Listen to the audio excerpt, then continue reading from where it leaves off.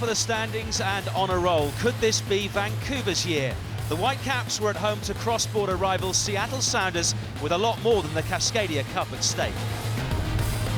Also in the Pacific Northwest, Portland Timbers welcome New York Red Bulls to Providence Park. The visitors smarting from a midweek setback at New England Revolution, who replaced them as Eastern Conference leaders.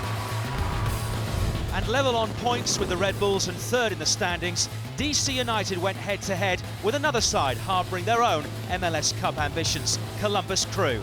We'll have all the drama from RFK Stadium. Coming up later on MLS 101, we'll take a look at America's National Cup competition, the US Open Cup. We start with that huge occasion on the Western Seaboard. Never a match for the faint-hearted. The latest meeting between Vancouver and Seattle had all the makings of a classic. The home club on a roll, top of the Western Conference and leading the race for the Supporters' Shield after beating Colorado last time out. But there's been a big change in the mood for opponents Seattle following their dismal run over the summer, with their first-choice strike partnership of Obafemi Martins and Clint Dempsey back in tandem, and a record that read just one defeat in 5 MLS matches. We joined the action early in the first half. Martins looking towards Fisher on that far side. 3 Seattle players in the middle. One of them is Brad Evans. Osted claws that one away. Evans rising above the Vancouver defence, and Osted had to be acrobatic to save it. Smith in on Dempsey. Again, it's fallen quite kindly to Jordan Smith. Fisher, poor pass. Rivero. Octavio Rivero should have done better. Gifted the opportunity in the first place and never troubled Stephen Fry. Down the line by Smith. To Teixeira. Looks up. Rivero's in again. This time Fry makes the save. Had to be far more alert on that occasion. It was a superb ball in by Teixeira. Robinson motioning to his players as they give possession away. Alonso exchanges passes with Dempsey, back to Alonso again. Now Obafemi Martins, good turn by the Nigerian. Lovely ball over the top as well. Ivanchits, and it's 1-0 Seattle. Made by the pass by Obafemi Martins and finished off by Andreas Ivanchits. Good first touch to bring the ball down, and the Austrian scores his first goal in MLS.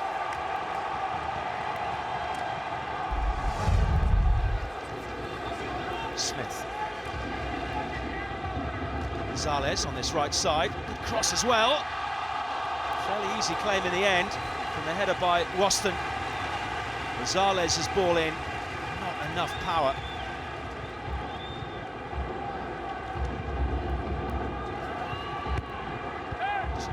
Play on that far side. Here's Martins towards Dempsey. Valdez, good layoff.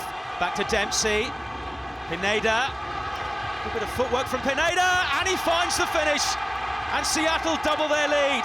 Gonzalo Pineda, his first goal for more than a year, and it's a delightful finish for his first ever goal in open play. And it may well have won Seattle the Cascadia Cup. Stretched at the back now. Here's Dempsey forcing his way into the penalty area. Still Dempsey. Martins in the middle, and that confirms it. All the work by Clint Dempsey. The finish was easy for Martins, but that man there made it, and Carl Robinson can only look on, a disappointed man. Great work by Dempsey. Martins scores his 6th in 6 since his return, and Seattle win in Vancouver again. Staying in the Western Conference, LA Galaxy were just a point off the summit, but their push for the top unravelled at Real Salt Lake, where they were up against it after just 3 minutes. With the Galaxy defence stargazing, Devon Sandoval gave the home side a dream start against opponents who boast a lineup packed with talent, but who've been struggling recently for goals. Steven Gerrard is never shy about shooting, but Nick Raimondo stood up to the test, and LA's quest to hit the net for the first time in 3 matches continue. That need became even more urgent after Juan Manuel Martinez was wiped out unceremoniously by Juninho, handing RSL the chance to strengthen their grip on the game. Goalkeeper Donovan Ricketts knew he could expect the trademark stuttering run from Javier Morales. The rest remained a mystery, sent the wrong way as RSL put themselves in command with less than half an hour gone. At the other end, Gerrard was still trying to inspire a comeback, and Robbie Keane found the space for a snapshot. Raimondo stood his ground again. Keane, the LA captain, was among the first to acknowledge his side could have no complaints about the final outcome. RSL saved the best for last as they sealed victory early in the second half. A superb run from Martinez crowned with a cross that was tailor-made for the powerful Sandoval. RSL had kept themselves in with a shout of squeezing into the playoffs. There was a slow burner in Kansas for another Western Conference matchup, which, like the goalkeeping of Dallas's Jesse Gonzalez, sprang to life shortly after the break. Somehow he managed to stop Graham Zusi from scoring. 11 minutes later, though, there was nothing Gonzalez could do about Benny Feilhaber's free kick. His 9th goal of the season, sparking early celebrations amongst the home fans. Determined to end a winless run of 5 matches, Sporting KC threatened to double their lead only minutes later, but Gonzalez came to the rescue again after Christian Nemeth was set up by Zusi. The goalkeeping exploits weren't reserved solely for Gonzalez. At the other end, John Kempin's bravery prevented an equaliser and kept Dallas in the shade. For all his saves, Gonzalez showed his inexperience in challenging for a ball he didn't need to come for. His clumsy foul on Dom Dwyer left no room for doubt. Feilhaber accepted the invitation to score his 5th penalty of the season and take his goal tally into double figures. 3 minutes later, Dallas pulled themselves back into the game after Kempin seemingly lost his bearings. Victor Ulloa with his first goal in what was his 56th MLS appearance. Any hope of adding to it with an equaliser was quickly and emphatically dashed by Dom Dwyer, who hammered home his 10th goal of the season. It's the first time Sporting KC have had 2 players in double figures since 1998. To Yankee Stadium next, where the sense of relief was tangible. After slumping to 3 straight defeats, New York City's array of glittering talent had finally begun to live up to their billing. The midweek win over Toronto, raising hopes the club could now mount a concerted challenge for an Eastern Conference playoff place. Their opponents, San Jose, were in a similar position in the West, just shy of the top 6. Chris Wondolowski's 14th goal of the season having helped them to a draw against Montreal, which wasn't quite enough to lift the Quakes into the playoff spots. We joined this one a quarter of an hour in. Garcia. Good eye over to Garcia. Can he conjure up from this? Garcia, delicate ball in. Drive comes in, and it's a fabulous save. Nyasi denied by the most helpful of hands from Josh Saunders.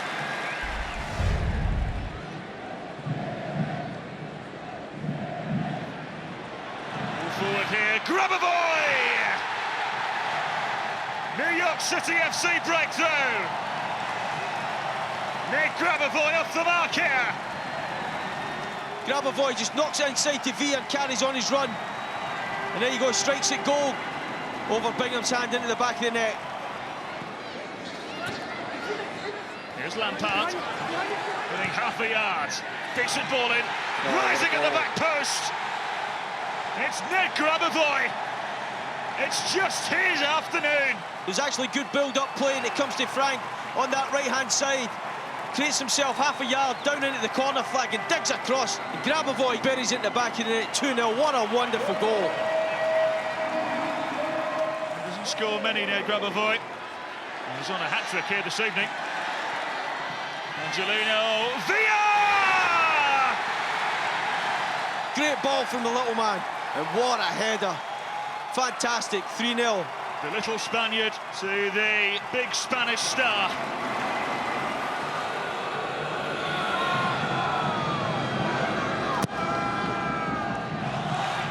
Into the air. Problematic this. Downward header. Lifeline. for San Jose Earthquakes. You look at Amarikwa. He attacks the ball off Patrick Mullins, gets up above Jacobson and heads it into the bottom corner.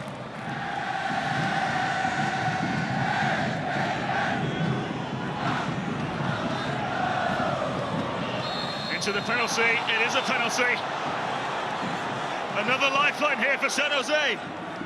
Oh, glory beckoning here for Chris Wondolowski, who scores. 15 and counting for Chris Wondolowski. Full time here, New York City 3, San Jose Earthquakes 2. At BMO Field, the creative force of the Toronto team was hard at work trying to end their losing run. Sebastian Giovinco happy to do it all himself, embarrassing goalkeeper Clint Irwin as the home side took the lead against Colorado Rapids. Just the boost Toronto wanted off the back of 3 straight defeats that have raised questions about their ability to keep hold of their playoff place. With Giovinco in this sort of form, they'll surely be fine. The Italian's 19th goal of the season curled superbly inside the post.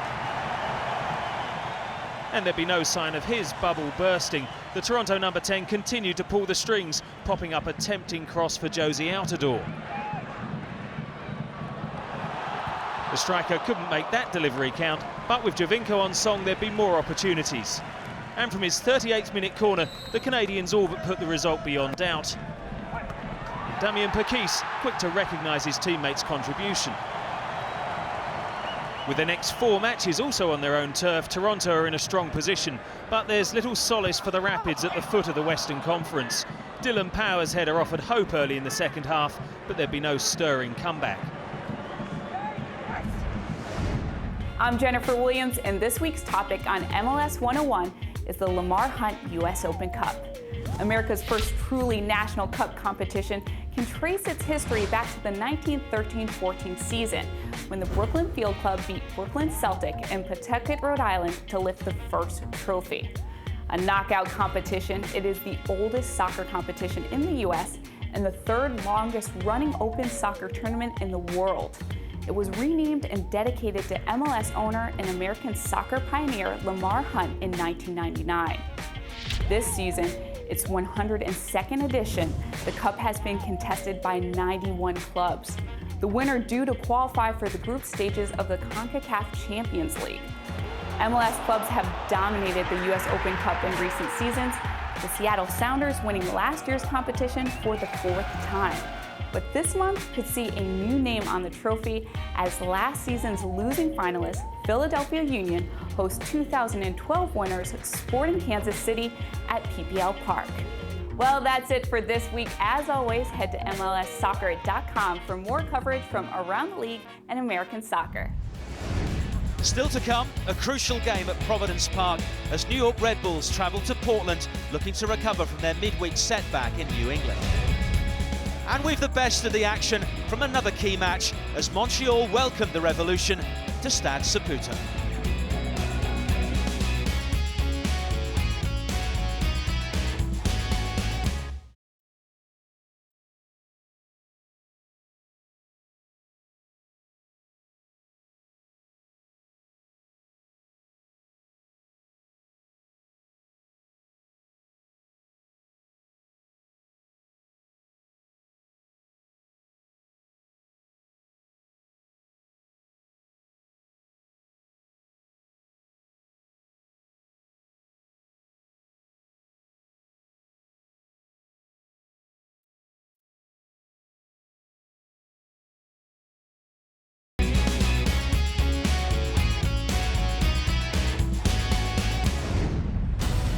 Drama from Providence Park now, and having suffered only their 2nd defeat in 10 at Eastern Conference title rivals New England, all eyes were on New York Red Bulls to see how they'd respond at Portland.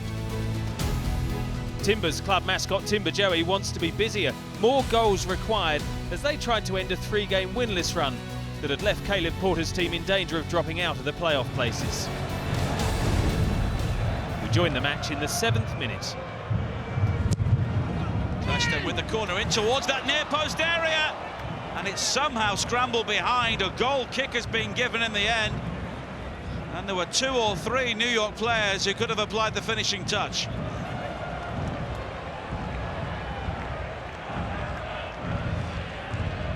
Felipe. Very narrow again, so he goes for goal! And what a goal for the New York Red Bulls! What a strike from Felipe. He was looking at a forward pass, he couldn't see one, he waited, nobody closed him down. What a strike it was, bending and dipping, goes over the top of the goalkeeper. Klaus-Jens corner. Buriti and then Borges. Volley back in and headed in. Now did that cross the line? Vallon with the header. And the assistant referee on the far side says no goal. Tight decision. Poor header up in the air by Borges. Well, Portland really need the half-time whistle here. Paranel with the header. It's 2! Damien Paranel has surely sent the New York Red Bulls into the postseason. That's a brilliant header. Jumps early, gets above the fullback Powell and heads it back across the goalkeeper.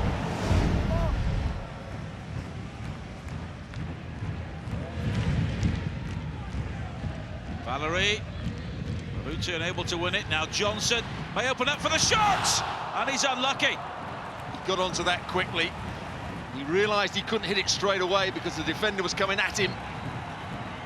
A lot of pace on it. Just couldn't get it down in time. Does the goalkeeper get a touch? Nowhere near it in the end. Valeri is over the free kick. Maybe it's worth going for goal at this stage. And he does, it's deflected! And it's saved, and surely Borges, no! It's a really good save from Robles to react, and then Borges denied again by the goalkeeper. Portland Timbers 0, the New York Red Bulls 2. Another East versus West contest, this time in Philadelphia. There were only a couple of minutes on the clock when Tranquilo Barnetta side-footed the home team in front with his first MLS goal. Houston almost equalised shortly before half-time. David Horst's header was diverted onto the Union post by Philadelphia captain Maurice Edu, and then instinctively clawed off the line by goalkeeper John McCarthy. 18 minutes into the second half, Philadelphia stretched their lead. Good link-up play between Barnetta and Fabinho ended with the club's leading scorer sliding in to convert his 9th goal of the season. Take a bow, CJ Sapong. There was no let-up from the Union, who should have put the match beyond any doubt 2 minutes later. But after excellent running by Sebastian Letou, Barnetta failed to add to his personal tally for the evening. Nevertheless, he and Sapong had done enough to earn Philadelphia their first win in 7 against Houston. With DC United and Columbus Crew both close to clinching participation in the playoffs, plenty at stake at RFK Stadium. Tony Charney hammered a volley against the crossbar as Crew went close to gaining the advantage, before the midfielder was guilty of a sloppy touch in his own half, which gifted Alvaro Saborio a clear run at goal. The last line of defence, Steve Clark, stayed on his feet long enough to block the shot and soon thwarted the DC striker again in far more acrobatic fashion. Saborio's volley pulling a brilliant reflex save from the Crew's keeper. No lack of entertainment as the play surged from end to end, with a breakthrough shortly before the half-hour mark. Tyson Walls slipping a pass to Ethan Finlay, who somehow found the room to turn inside the 6-yard box. The midfielder's 9th goal of the season, but of course one man is way out in front in the Columbus scoring stakes, Kai Kamara. Too fast for Steve Birnbaum as the leading scorer in MLS tucked away his 21st of the campaign, doubling Crew's lead early in the second half. Coach Greg Berhalter wants his players to have an aggressive attacking mentality, and they kept pushing for more, Kamara teeing up Justin Merrim. Bill Hamid's save kept DC in contention before a potential turning point in their fortunes when Sean Franklin's centre was handled by Chris Clutie. With a quarter of the game still to go, the home team hoped the spot kick would spark a recovery. Chris Rolfe rattled it past Clark with minimal fuss. But DC couldn't avoid their 4th league defeat in 5 as Columbus achieved a 4th successive away win for the first time ever. Staying in the Eastern Conference, leaders New England travelled to Montreal looking for a 7th straight league victory. The record came under threat as early as the 5th minute when Johan Venegas' deflected shot gave Mauro Biello's team the lead. It was the Costa Ricans' first goal in MLS. The Impact have been revitalised since Biello's appointment and the arrival of Didier Drogba. But for the woodwork, the Ivorian would have been celebrating a goal of his own. New England came close to equalising just before half-time. Revs veteran Chris Tierney did enough to beat goalkeeper Evan Bush, but he hadn't accounted for a well-positioned Laurent Simon, whose goal-line clearance kept Montreal's lead intact. Just like the weather, the Revs' predicament was about to worsen. And just like Venegas' opener, another cruel deflection found its way into the New England net. Drogba's free kick going in via Kellen Rowe's shoulder to give Montreal's new hero a fourth goal for the club in front of an adoring, if slightly sodden, home support. Considering the conditions, Marco Donadel might have done better to exercise caution when going in for this challenge on Andrew Farrell. Referee Ricardo Salazar unsurprisingly reduced the Impact to 10 men. It did little to suppress Montreal's urge to attack. Ignacio Piatti practically had Farrell line dancing before his cheeky chip came back off the post.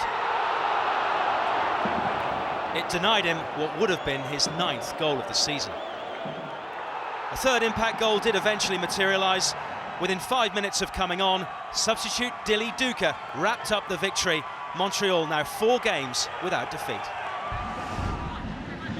A key game for two clubs below the line in the Eastern Conference. Orlando, just a point adrift of Montreal in 6th, wanted to put some pressure on the Canadians. Carlos Rivas crashing a shot off Chicago Fire's crossbar as they almost drew first blood at Toyota Park.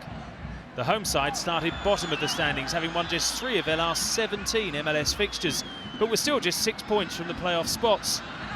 Harry Shipp had John Bush at full stretch as the Fire tried to breathe some life into their campaign.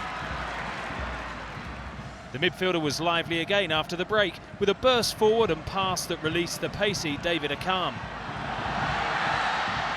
No one able to supply the finishing touch in what turned out to be Frank Yallop's final game in charge in Chicago. The club have parted company with their coach, who may be wondering whether things could have been different had this header from Razvan Kocic sneaked in at the far post. Instead, Adrian Heath's Orlando remained on level terms and in position to upset the home team on the counter-attack. The warning signs were there when a Rafael Ramos cross found Brian Roches, who made sure Bush was still fully focused. Roches was one of 3 subs introduced by Heath, whose tactical changes worked a treat when the trio combined to snatch the points with just 4 minutes remaining. Breck Shea's ball across, helped on by Darwin Seren, before Roches fired home for the 2nd game running. The final now for Yallop. So to recap, in the Eastern Conference, the Red Bulls returned to form in Portland. New England were brought back down to earth by Montreal, while Columbus and Toronto made up ground with wins. In the West, the top 3 at the start of this round of matches, Vancouver, Dallas and LA, all lost, while playoff chasers Seattle and Sporting Kansas City both won. There's no change to the order of the top 6 in the Western Conference, but the Sounders and Sporting KC have made up good ground on the top 3. Real Salt Lake have leapfrogged Houston to edge closer to the playoff places. New York Red Bulls then are the first to guarantee themselves a place in the playoffs, leading the way in the East a point ahead of Columbus Crew. Montreal are still holding on to 6th, those games in hand a comfort with 3 of the 4 clubs below them winning. Next week, the pace-setting Red Bulls face Orlando, while Western Conference leaders Vancouver play New York City. Also in the West, it's 4th against 5th as Seattle go to Kansas City, and 2nd against 3rd with Dallas at LA Galaxy. So as we head into week 30, it's extremely tight at the top of both conferences, but New York Red Bulls are so far the only club to confirm they'll continue beyond the regular season. Columbus aren't far from doing likewise. A point at home to Portland next Saturday will see Kamara and co. also qualify. That's it from Dave Beckett and me, Mike Sewell. We'll see you soon. This copyrighted telecast of Major League Soccer may not be retransmitted, reproduced, or rebroadcast without the express written consent of Major League Soccer.